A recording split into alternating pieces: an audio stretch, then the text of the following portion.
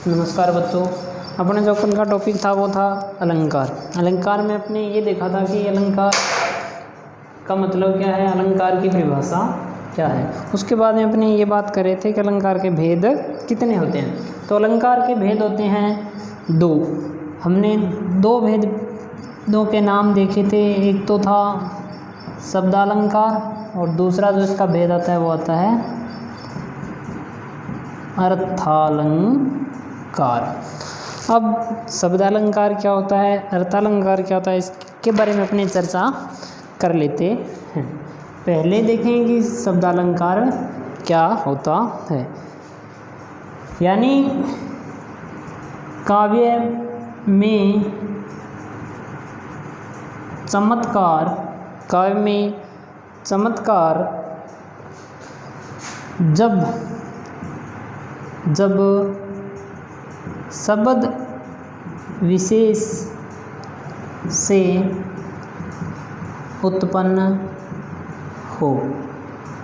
यानी जब काव्य में चमत्कार किस पर निर्भर करता हो, शब्द पर निर्भर करता हो। यानी ऐसा कोई शब्द है जिससे उस काव्य में क्या आ गया, चमत्कार आ गया। यानी उसका जो चमत्कार है, काव्य में जो भी चमत्कार आया है तो वो किसके कारण आया है, शब्द के कारण। तो वहाँ पे कौन सा हो जाता है, शब्दालंकार हो जाता है।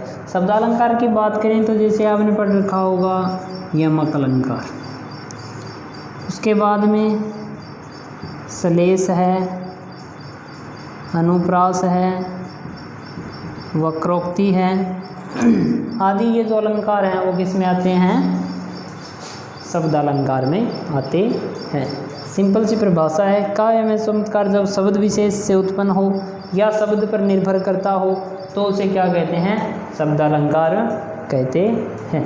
शब्दालंकार की बात करें तो मुख्य रूप से यमक, श्लेष, अनुप्रास, वक्रोक्ति ये सारे के सारे किस में आते हैं, शब्दालंकार में आते हैं। दूसरा जो इसका भेद था अर्थालंकार, उसकी जो परिभाषा की बात करें तो जैसे शब्दालंकार में शब्द पर निर्भर करता है, वैसे ही अर्थालंकार में जो चमत्कार है वो किस पर निर्भर करेगा, अर्थ पर निर्भर करता है। कि जब काव्य में चमत्कार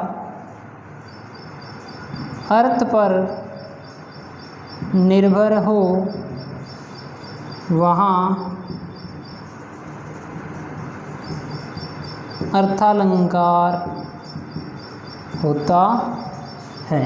यानी जब चमत्कार अर्थ पर निर्भर हो वहाँ पे कौन सा अलंकार होता है, अर्थालंकार होता है।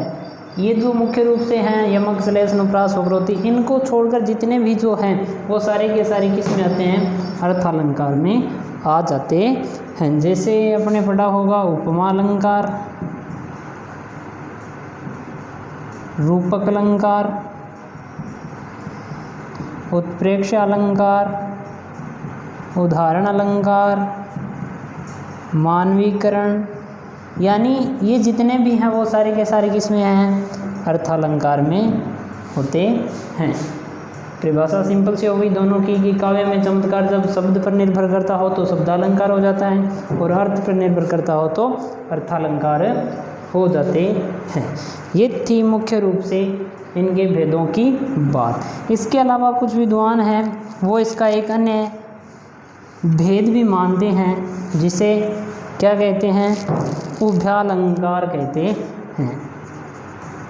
उभयालंकार यानी इसकी परिभाषा भी देते हैं कि जब भी काव्य में चमत्कार अर्थ और शब्द दोनों पर निर्भर करें वहाँ उभयालंकार होता है। कुछ विद्वानों का मानना है कि उभयालंकार नाम का इसका तीसरा भेद भी होता है, लेकिन मुख्य रूप से बात करें तो दो ही प्रकार के भेद होते हैं आपके, शब्दालंकार और अर्थालंकार। जब शब्दों पर निर्भर करे चमत्कार तो शब्दालंकार, और जब काव्य में अर्थ पर निर्भर करे चमत्कार तो वो कौन सा हो जाता है, अर्थालंकार हो जाता है।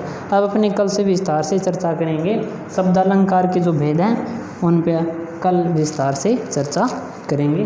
धन्यवाद।